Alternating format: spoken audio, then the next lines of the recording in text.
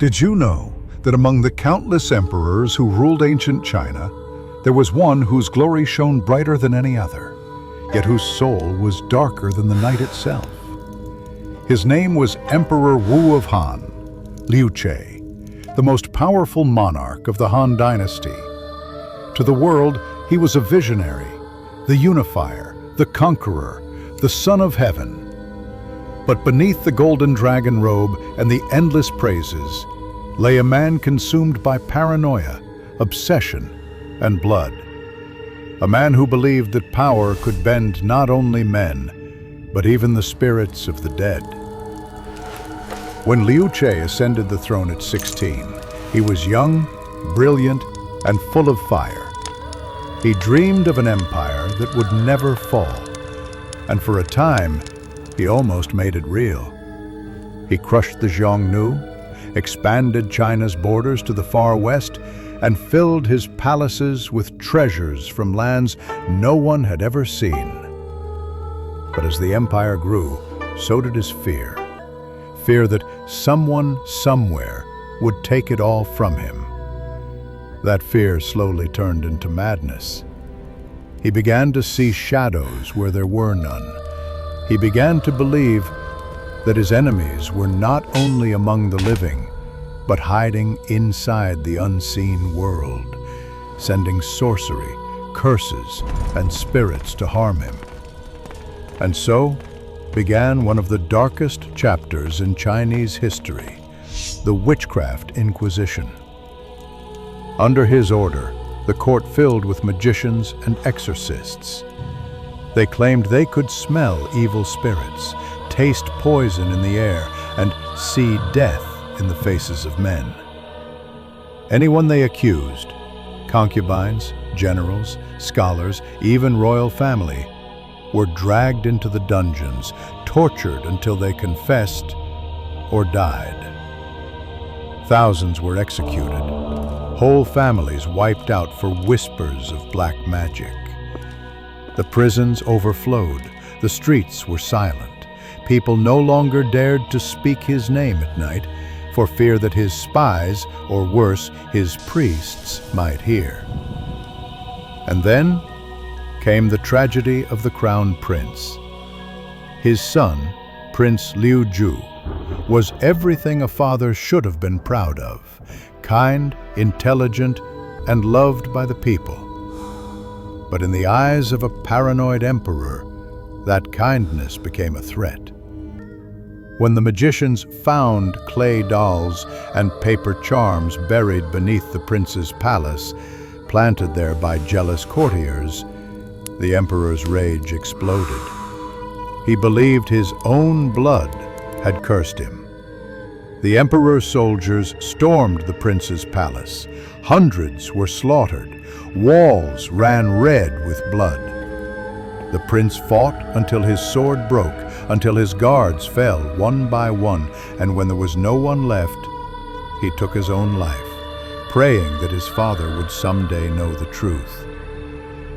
His mother, Empress Wei Zifu, once the most beloved woman in China, was accused of witchcraft and forced to hang herself.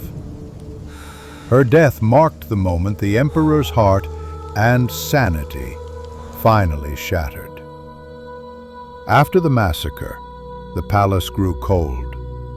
Emperor Wu began to wander his halls at night, muttering to the shadows, searching for his son's voice in the wind. He ordered massive rituals to speak to the spirits. Priests chanted in the mountains, burning incense mixed with blood, calling the souls of the dead back from the underworld. They say the emperor once saw his son's shadow in the smoke, standing still, silent, eyes full of sorrow. That night, the emperor screamed until dawn. To cleanse his sins, he built altars of sacrifice, colossal stone platforms where prisoners and slaves were offered to the heavens. Their blood ran down the stones like rivers of red silk. He knelt in the middle of it all, begging the gods for forgiveness. but the gods remained silent. He became obsessed with summoning the divine, with breaking the barrier between life and death. Young alchemists were forced to perform soul rituals that ended in their deaths, their bodies collapsing as the candles flared to life.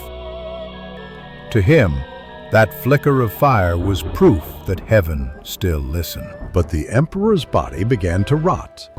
The elixirs of immortality, mercury, gold, and poison, slowly consumed him from within. His mind drifted into hallucination.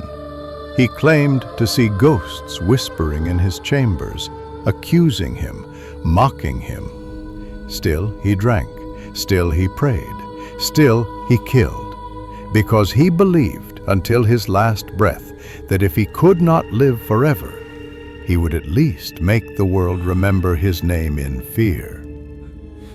When Emperor Wu of Han finally died, the court fell into eerie silence.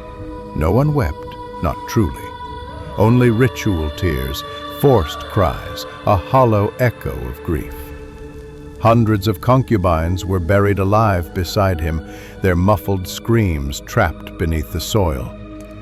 As the tomb was sealed, witnesses swore they heard pounding from inside, voices crying for mercy, fading slowly into nothing.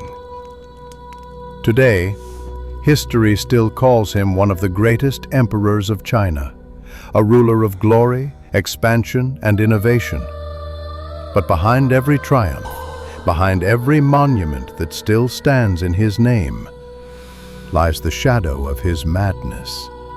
Because greatness and cruelty often share the same face.